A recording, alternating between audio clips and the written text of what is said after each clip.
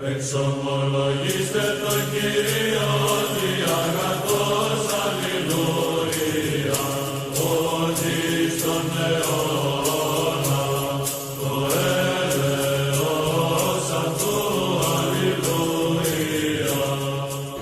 really, there is no challenge.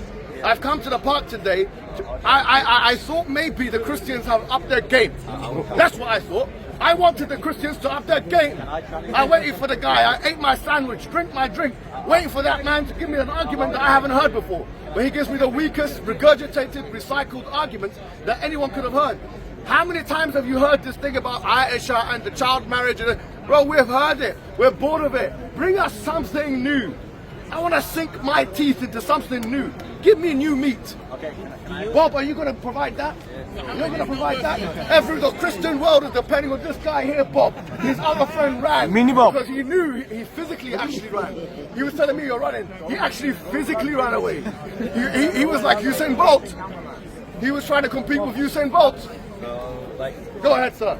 Come over here. So the agreed discussion is going to be the disqualification of Christ's divinity according to your argument that God cannot be caused. And then we're also going to discuss on how you believe your refutation of composition is going to be sufficient in the deniability of the traditional Sunni profile of what God is. So it's going to be a timed discussion, and I'm going to wait for 2 Christian cameramen to be present, and we're going to have 2 minutes. With due respect, we're going to do this and we're going to do that. He just think you're talking about it. Okay, listen. Do you want to ask me a question? I can answer you. If you don't want to, I'm not here. Who are you? You're nothing. You're nobody. You're not important to me. So if you're going to say, I'm going to wait for people, we're going to do this. I'm not going to do that. I know you, yeah. Anyway, have you got a question? What's the question? What's the question? Do you believe that through natural theology we can come to the conclusion of your doctrine of what you consider Allah? Okay, so some aspect of it, not all of it. So for example, through natural theology, from first principles, you can, I think, take four or five at most attributes of God and probably come to them logically. But the other ones, like for example, compassion and love and mercy and so on, well, that's the same thing. We need compassion, special compassion, or any type, special compassion or non-special compassion. Any of that stuff requires a nas, requires some kind of a text. Okay, so then can I offset what you're saying? For example, is this first principle, or rather this first principle, is this first action going to be inspiration? Do you believe in the first act? Do I believe in the first act? What does Islam say that there's a first act? Well, I'm asking you, and of course your position is going to reflect all of it. No, I think, to be honest with you, Islam has different opinion on that. But I'm asking you, I'm not asking you. Yeah, so I'm going to say that your position is going to reflect So my position is that there doesn't need to be one. I believe that textually, from an Islamic perspective, there's more reason to believe it on the first act. Okay, so you agree that Allah is the first act? Yeah. But don't talk in what if some people affirm this. Don't say what if some people affirm this, some people don't. Say what you believe. This is your tradition. My belief is who I'm not important. Okay, I'm just like you, we're both not important. Yeah, but you're representing a tradition. No, I'm not important. Oh wait, so you said that you won't discuss with me on a formal discussion because I'm not important, but you two, I'm yourself are not important. I'm not important. important. Are you tracing cloud? No, I'm not important. Okay. So I'm telling you from an Islamic perspective, I'm not an authority. Like when it comes to theology, I'm not an authority. When it comes to like positions on this matter, all I can do is regurgitate and tell you what scholars of the past have said. And what do you affirm? So for example, if you're saying first act, first creation, you create first thing. Yeah. Like a creation ex nihilo, is that what you're talking about? Yeah. Yeah, so in Islam there are 2 opinions. Yeah. One opinion is that, which is the majority opinion, is that yes, there is creation ex nihilo. And do you agree with that? Yeah, I favour that opinion, but I don't say necessarily that that's the only opinion. So there's another opinion, which is the opinion of Ibn Taymiyyah, for example, who believes in something called hawadith la awwala laha. So he believes in a chain of things that happen. God can perpetually create into the past.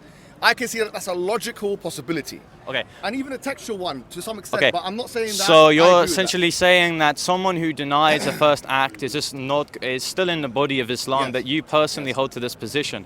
Okay, so then the composition argument that firstly, you deny divine simplicity, that all of the attributes within God is identical to himself. Therefore, all of Allah's attributes are going to be less than the whole itself. If therefore, he is composite, because he's composed of things that are less than the whole itself. Even though Ibn Taymiyyah wants to say, for for example, that either these are abstract descriptors or something which is doesn't say that. inseparable. It doesn't say that. Well, he says that it's inseparable from the whole itself, and you want to take away, yeah, that his attributes are inseparable from the whole. But I allowed you to speak, so if you want to say that I'm mischaracterizing his position after the time of me speaking, that's absolutely fine. But if this is going to be a refutation of your point, okay, I'll get that. And this is why I said we should have a timed discussion and not one where you interrupt me and I interrupt you. So the point is that because you said I have to load this in a question, I have to go for a line of premises and ask the conclusion as a question.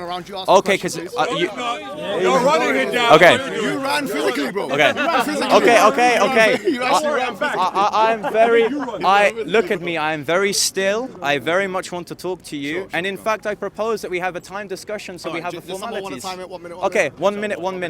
And the agreed discussion, for the sake of the camera, is firstly your issue or contention with Christianity that Christ cannot be God because he has a cause, and then my argument to you is going to be that your God cannot be the God of natural theology because you reject divine simplicity, therefore implying that your God is composite and the first act is going to be composing himself. Do you accept the fact that in Christianity there are different views on divine simplicity? Yeah, and that's kufar.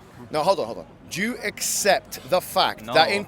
You don't accept that? I don't grant that these people are Christian. Oh, okay. So what strand of Christianity do you follow? Eastern Orthodoxy. Okay, so is Eastern Orthodoxy unanimous in its proclamation of divine simplicity? Yeah, like so like either like for example St. Maximus wants to affirm absolute divine simplicity, or some of the Cappadocians want to further like divine simplicity. But at least we're going to have to affirm divine simplicity. Yeah. Now, you just are simply appealing, and I noticed this in your rhetoric. Oh, there are some people within the pool of. Yeah, of course. But you asked me a question. I'm trying to give a sufficient answer. Yours, okay. 1 minute starts now. Wait, no, hold on. You said something untimed, so I want to say something untimed. Go ahead. So I want to make this very clear. Do not appeal to people I do not agree are Christian. You can say, oh, these people claim Christianity. What are not Christians? I would say that there is a second-fold term that we could use. For example, there is a colloquial term that we can call these people Christian because they attempt to follow the faith of Christ, but they don't actually follow the legitimate. Well, of course, they try to, but they're not. Okay, can I ask you a question then? Yeah. I'm serious because you seem to be reading on these issues and whatever, yeah? Yeah. So, okay, divine simplicity, right? Yeah.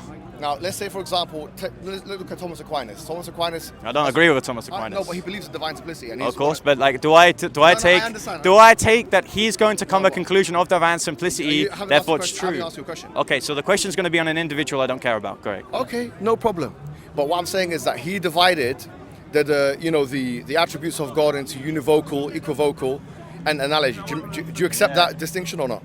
I mean, in terms of, for example, his understanding of Scripture when it says, for example, like God is jealous. Do you understand these distinctions? Do you understand this or not? Yeah, but like I want you to argue why I should take Thomas Aquinas as a source of information. No, that wasn't my question. Yeah. My question was not that. Listen, like I don't have to concern myself with Aquinas. That's the point. So let's actually get to the argument. Well, that's not my question. My question was. And my clarifying question to you is why should I care?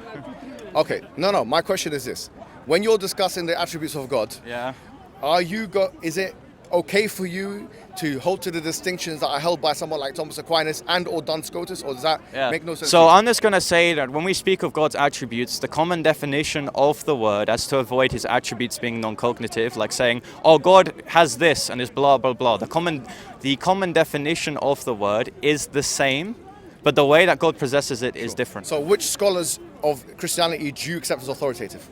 I mean, is this going to be... The scholars that I can agree with are the corpus of the Church Fathers and the canonized saints. Sure. So someone like Gregory of Nazianzus, someone like Gregory of Nyssa, you would accept as authoritative? Oh, of course. Which you mean no. Okay. You notice how I said I can agree with them, not that I have to. There's a distinction. No, but is that not the case in Greek Orthodoxy? Yeah, I can agree with them. Only theological claims at synods or councils which are dogmatized. So, for example, I don't have to say that Cyril is authoritative, but I have to say his letters at emphasis are. You see the distinction here? So okay, I can. Because he wants to prolong it as to offload the discussion. Okay, how about this? He complained about it. So let's actually have a time discussion where firstly you give me a formal argument of why Christ cannot be God because of my own tradition. Go for it. Sure. And I want you or whoever's timing this to time the discussion right now. Before I start, can I ask you a question? Yeah, sure. the Cappadocian Fathers, Gregory of Nyssa, Gregory of Nazianzus, and Cyril. Yeah, but I'm not going to say like I haven't read all of them. You accepted that they are figures of authority in terms of your religion, right? Yeah, in terms of things that I can agree with. So when it comes to the Trinity, do you accept them as figures of authority? Yeah. Yes. Okay. Excellent. Let's get started. Yeah, go on then. No, you start off. Okay, so premise 1, you reject divine simplicity, the concept that God, all of his attributes are going to be identical to himself. Sure. Conclusion 2, you say that his parts are going to be less than the whole itself. Conclusion 1, therefore, your God is composite. Point 3, your own tradition of Sunni Islam says that God is the first act. Premise 4, therefore, if he is composing himself, therefore the first act is going to be composing himself. Conclusion 2, therefore, if you want to say that Allah is the God of natural theology, this would not follow through because you said that this first principle's first act is going to be created, which within the previous premises have been outlined as, for example, him composing himself. The first act is not creating, it is composing, which therefore means we cannot reason Allah through natural theology. You accept natural theology, therefore, of course, then this is just going to be something which either reduces the explanation power. So I'll be honest, I'll need to hear that argument again because I didn't understand it. I'll need to hear that one more time for you because you. No. I mean, I'll give him 30 seconds. Can you say the argument again? Well, how am I supposed to? I wasn't even finished my argument in 2 minutes. How am I supposed to do it in 30 seconds? All right, take a minute. Okay, so take 2 minutes, like the agreed upon time. No, take 1 minute. Take 1 minute. You can speak. How about this? For the simple child discussing with me here, we go premise by premise in an untimed situation because I'm not going to have less than 2 minutes to talk on an argument I hadn't even been able to finish. Okay. So you reject divine simplicity, the concept that all of the attributes within God is identical to himself. Premise 2, you say that the attributes of God are less than the whole itself. Conclusion 1, therefore your God is composite. Conclusion 3, Why does that follow? because if he is composed of things that are less than the whole itself, therefore we can pick out things which are going to be really distinct from him, which are less than him, which means that they're going to be things that are comprising himself. No, say that again. Okay. Say it again. So what we Premise 1, you said that you reject divine simplicity, do you not? Hold on. Now, I want to make this very clear. This discussion is not going to be Mohammed Hijab saying, what is this, define this. It's going to be that he literally said in his refutation of divine simplicity that he understood the argument and it's weak. So he knows it, don't be disingenuous and don't play a definition game because I'm really not here for it, mate. So you know what I'm saying. So don't be disingenuous to yourself. Right. Continue. All right. So he is attempting. Here's the thing. I've heard it very clearly, and I can tell you for a fact I've been doing philosophy for a very long time. And you don't know what and I tell you what, he has not actually put together an argument. Okay. He has put together. Wait, hold on. I can tell you that I've heard him twice now because I wouldn't have said this unless I heard it twice. He said, "You believe in such and such, therefore such and such." That's not how a syllogism works at all. Well, that's by the way. Well, no, with all due respect, it's like that's a conclusion one. No, it's not. You don't know how to construct a syllogism. Okay. That's you can't say you believe in this, therefore this. Doesn't work like that. It has to be okay. So you're gonna start from a general, going to a specific. Hold on. You have done a bad job in creating an argument. Listen. Okay. So you know. Okay. So no. Is he being timed? Are you being timed right now? Is he being timed right now? Is he being timed right now? Okay. Time it. Because here's the thing. I don't like when people transition time to untimed discussions because you just want to have the talking show because you think you're the main man. Okay, all right. Do you want to press the button? All right, start again, because I haven't started yet. See, the vine... No, hold on, don't get involved. You ran away. Please don't get involved. Don't get involved. One at a time. Do you need 2 on 1? Is that how it needs to be? I can't speak to 2 people at a time. I can't speak. It's not physically possible to speak to 2 people at a time. Let him go. Right, so are you ready, yeah? Okay. So, let's start with the first thing he said, which is the only thing really intelligible that he said, which is that the proposition of divine simplicity indicates that when you say that something is an attribute of God, it's saying that that's identical to the essence of God. That is what the Mu'tazilis believe, by the way, and that is what Thomas Aquinas believed. Do you believe in hold on. I'm just speaking to myself. No, don't get involved in my conversation, yeah? I know you're trying to get rude. Don't get involved. Him and me. Yeah, so the point is this, is that if that's the case, you have to admit today that God is not love.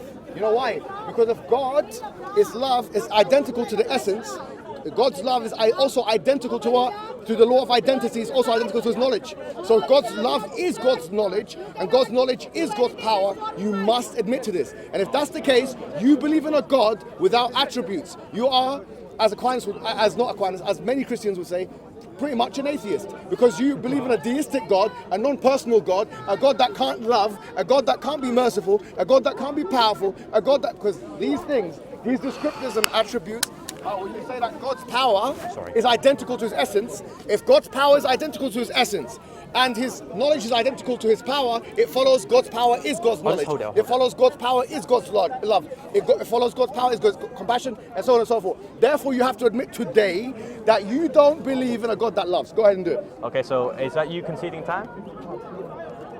Okay, good. So your argument, okay, so notice how he didn't really respond to the argument and that we're just moving arguments. I thought we would agree to a structure of we point to one argument, then we point to another once the one has either been refuted or conceded to. But let me entertain it, then also go back to the argument at hand. And why is he looking like he's part of Incredibles right now? We'll never know. So, the first point is that anti-reflex identity does not work within the Trinity. Just as much as, for example, when we say the Son is God, we do not therefore say that whenever we're talking of God, we're talking of the Son, just as much as we say Muhammad's job is human, but when we pick out humanity, we're not talking about Muhammad's job. That is anti-reflex identity, my friend, and it does not work in the case of the Trinity. My second point is again going to be that we can be apathetic about these things within a syllogism. We can say that because you do not believe in X, therefore you're going to have the position which entails Y. If you reject that God is not composed of parts, therefore he is composed of parts. Do you see the point here?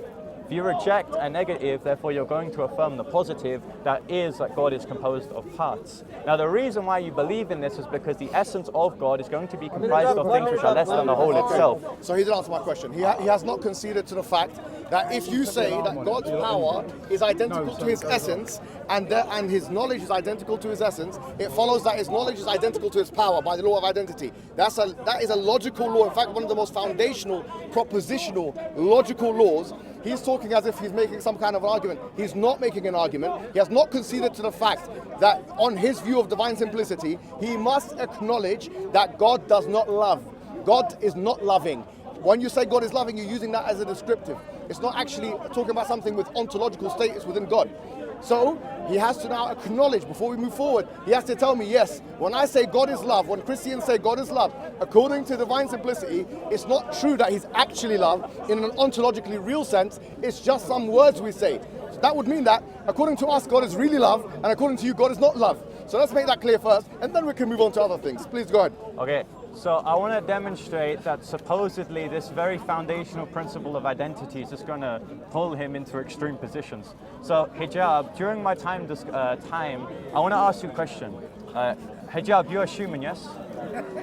Hijab, stop filming for your OnlyFans for a minute and answer my question. You've got your time, be quiet and speak. So, Hijab equals human. Human does not equal hijab. I wonder why. Because anti-reflex identity does not work in the case of the Trinity. Just because hijab is human does not, whenever I say this individual here is a human, he is therefore hijab. I wonder why. Because identity does not work in this way. I can be identical to the divine essence, for example, whilst also, for example, possessing hypostatic properties. Hijab can be identical to humanity, whilst not everyone who is human be identical to hijab. So can you concede that this concept of identity is not sufficient in all things? Then I can make the argument for why, in the case of the divine essence, it also does not follow. So I want him to at least reiterate what I said, because he did not answer my question when I said that I was going to allow him to speak in my time. Now can he stop posing for his OnlyFans? I'm 16!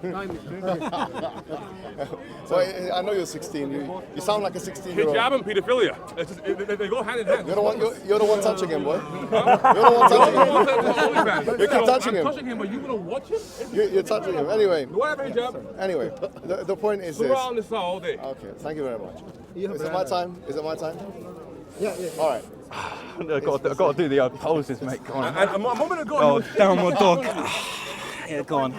If you use it with the universal outside of God's essence. So here the difference is, if I say that animality or horsiness or any kind of universal that exists within, and then I say X is equivalent to Y and Y, then yes, there could be a difference. But we're not talking about that. We're saying that if God's attribute, yes, is the same as his essence, we're not using a universal here.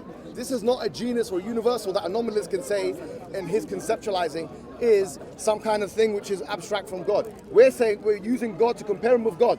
So I'm saying that according to divine simplicity, this is what they say. The divine simplicists say that the attribute of God is equivalent to the essence of God. So if it's equivalent to the essence of God, if God's power is God's essence, then, and God's knowledge is God's essence, it follows God's power is God's knowledge. It follows, and so on and so forth. Which means when Christians say God is love, if they believe in divine simplicity, they are lying to you. That's what it means. It means they don't actually believe in God being love in any real ontological sense. That's it. So can you concede that? Can we move on now? Because like you haven't really argued for why the argument follows, right? You're just bringing a case of identity that being anti-reflux identity, then already assuming it applies to the Trinity, by then saying an arbitrary criteria of this identity being in play is that a universal has to be the thing that we're talking about.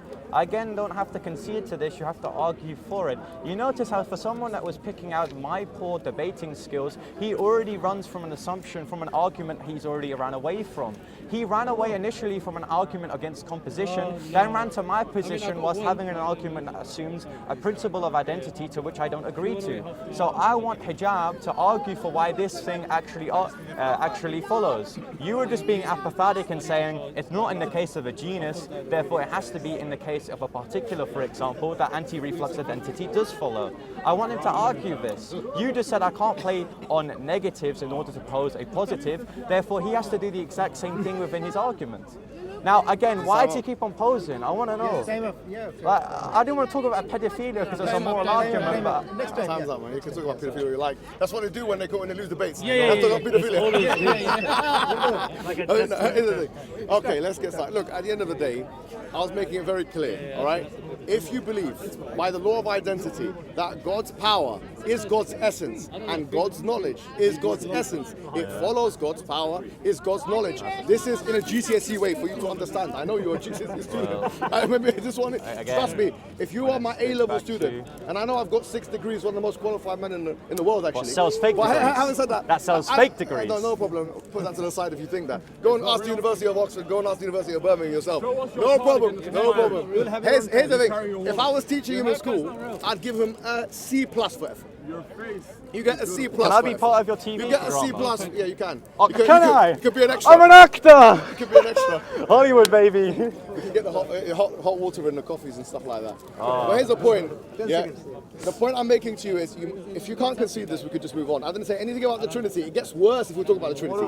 Way worse. What is the concession here? Way You have worse. to argue for it. But go ahead and tell us that God is not love. Go ahead. Well, no, because again, okay, listen, okay. He's saying that this principle of identity, which he hasn't even named, by the way, he's just saying this thing of identity that everyone knows about in GCSE level, that he hasn't argued for in the case of the Trinity, follows that therefore he does not possess attributes. Again, what I'm contending is the fact that yes, I agree that these attributes are identical with God's essence. I do not believe, although, that that God is going to equal his attributes. It's anti-reflux identity. Hijab is human. This guy's human, he's not hijab. That's the point. You have to argue these principles whenever you apply it to a particular thing. You've just been apathetic. It is not in the case of a genus or a universal. We're talking about a particular, therefore it follows. It doesn't. You're just saying in some cases, in this case, it works. Therefore, if it's not this case, it shouldn't work. It's not how you do debating, my friend. It's a false assumption. You want to say we want to move on because you've got poor rhetoric. So far, we've moved to Allah that you believe can be proven of its own merit. Time's up. Look, now it gets worse because I'm going to put him to bed now, sleep, and maybe he's going to get some sexual thoughts. Sorry to say. But here's what I'm going to say. Be quiet, my friend. Be quiet. You keep talking about pedophilia every time you see me. I don't know what the situation is. I don't know. Sure, I'm not going to bring my kids here. I'll tell you that for sure. I mean, this guy here keeps talking about pedophilia. But anyway, the point. Let me start my time. The point I'm making to you is now, we've said this, and he's tried to defend it, and he has no defense. Because the thing is, he's in a dilemma. If he says that these are actual attributes with an ontological status, then he affirms the kind of composition he wishes to deny.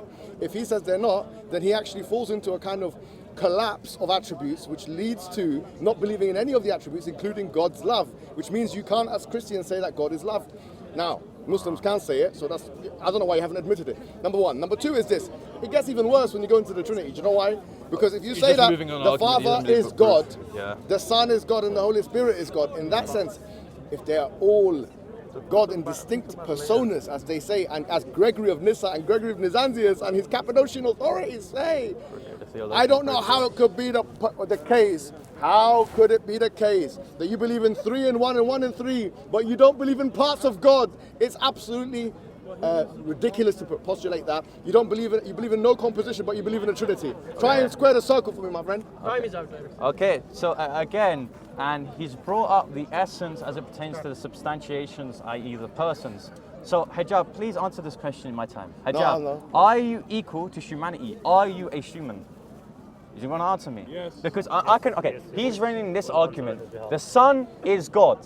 God, therefore, is the Son. The Son is not the Father, because then you either lead into composition or you lead to polytheism. Although we reject polytheism, we say there's one God, therefore it leads into composition. But I want to ask him this, and this makes very perfect sense. Hijab is a human. JC is a human. Is JC Mohammed Hijab? No. Because there's a thing called anti-reflux identity, which I've been begging for him, like all the children that he wants to say can marry adults, for him to say that why does this not work in the case of yourself, but works in the case of the Trinity? Please!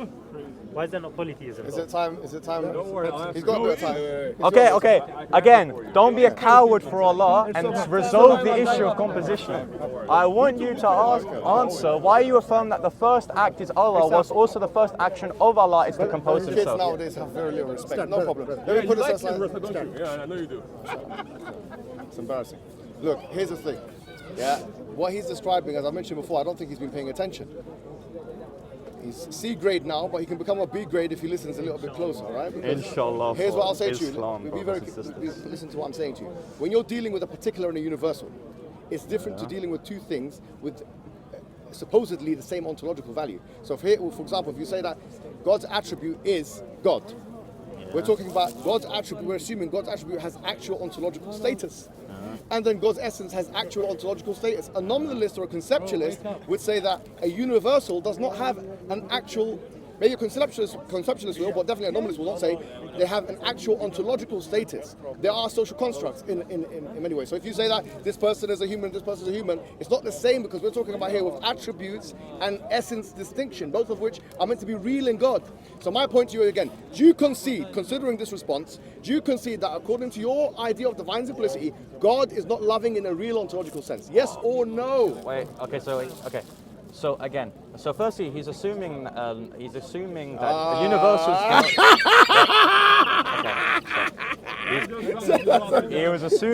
He's assuming that universals don't really exist. Okay. He's assuming that universals do not really exist. I'm just going to say, and to avoid that language has no real meaning, we want to say that universals really do exist. That's because, for example, if we pick out, am I like not important for this guy?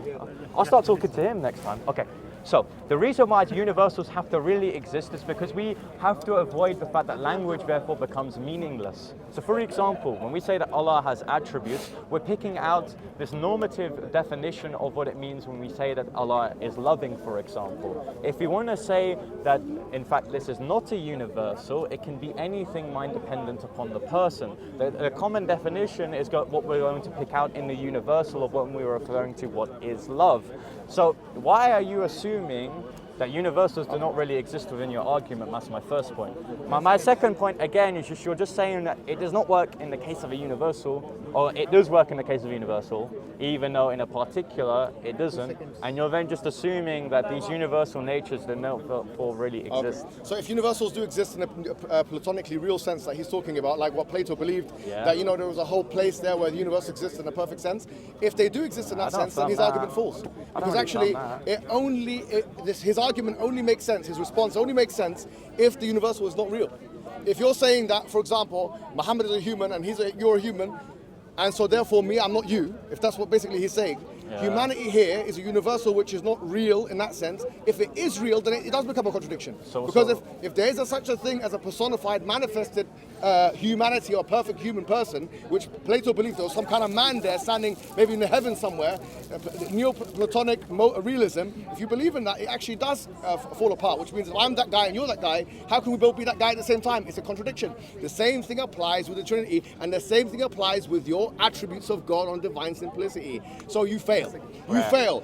D minus actually, but because you've been a little bit cognizant, I might give you a C plus and pass you, but I'm going to give you one more chance. Do you admit that God is not love, yes or no? So I've got a question. So let's go back to the analogy of Muhammad is a human.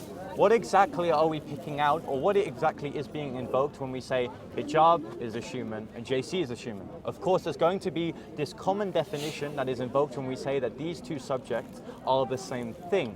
Just to say that they don't really exist, I don't hold to this Neoplatonic understanding of that there is a perfect can of Coke that really exists somewhere else. I'm just not saying that they have to be conceptual or mind dependent on the person.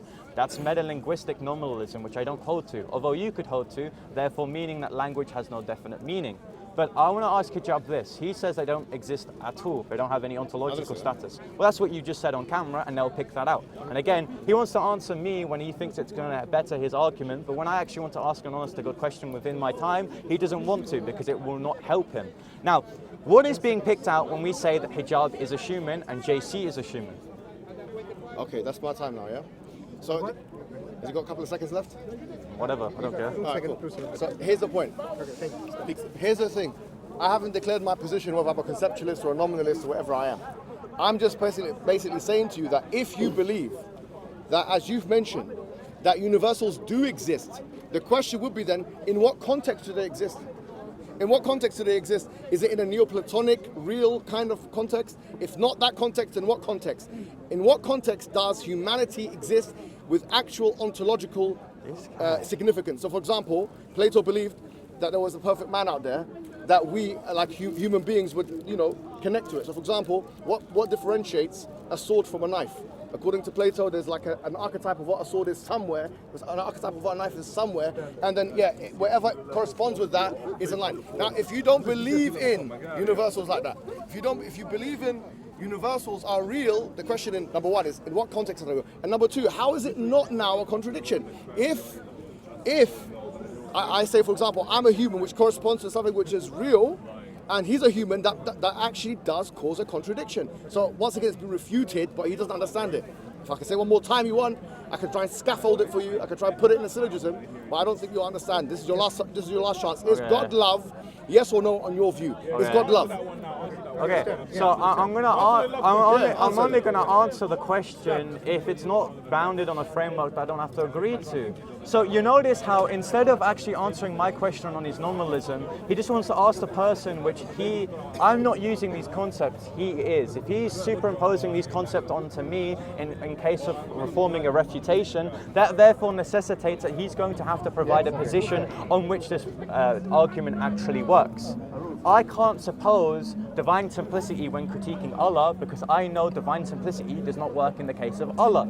So then I have to ask you a clarifying question in the case of nominalism or universals in order to further our principle of identity in the application of our critique of the Trinity. So then what do you take then to be nominalism, or what is your position on nominalism? Because I would say metalinguistic nominalism, or any form of nominalism rather, is just going to lead to concepts like humanity being meaningless. Because again, I'm asking you this when I said to you that anti-reflux identity does not work in the case of this particular, the Trinity, and this universe of humanity, and you're contesting with universals. So what is being picked out when we say the universal of humanity? If you want to say it's man-dependent, it has no meaning whatsoever. It's non-cognitive. Humanity could mean pedophilia in the case of Mohammed Hijab, which it probably does. All right, so just because you said that, you've lost privilege to talk to me. Okay. Now you can go back and honestly, don't disrespect, because I know you can do it to your dad, you can disrespect your mum, at home. You can disrespect your dad. You can disrespect your Uncle Barry. Don't come and talk about pedophilia and stuff like that. Don't disrespect. You were just talking to him. No, hold on. He started have first. hurt feelings I about haven't come to you with anything like that. I haven't disrespected you like that. Wait, no, the first thing you said is I you're not haven't worth dis- my I time. haven't- The first thing you said on camera is I'm not worth your time. Sure. I am not worth your time. That's not calling you a paedophile, is it? That's saying I'm Alright, worthless. So now that you are worthless in my eyes, I and am. you're gonna see my back.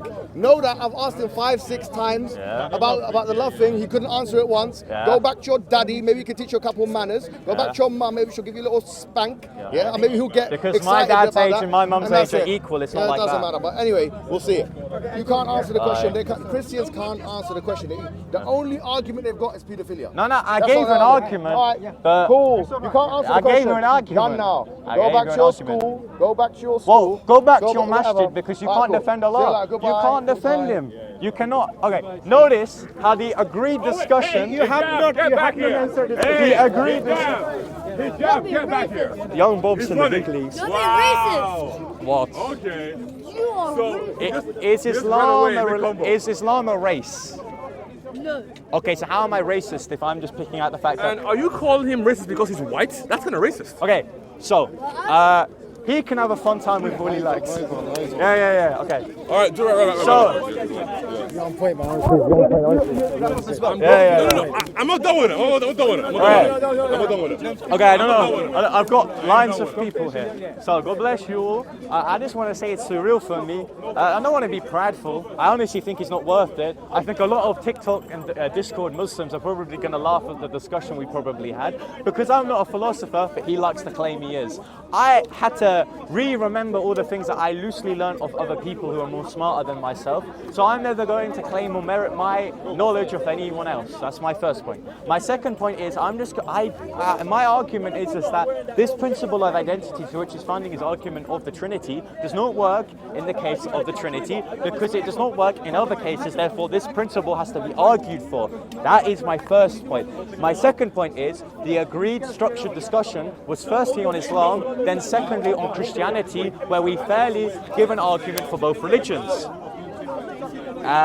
Besides from that, God bless you all. I hope this doesn't mess up my future, calling the guy a pedophile. My brother. You get me? He's trying to my guy. You understand?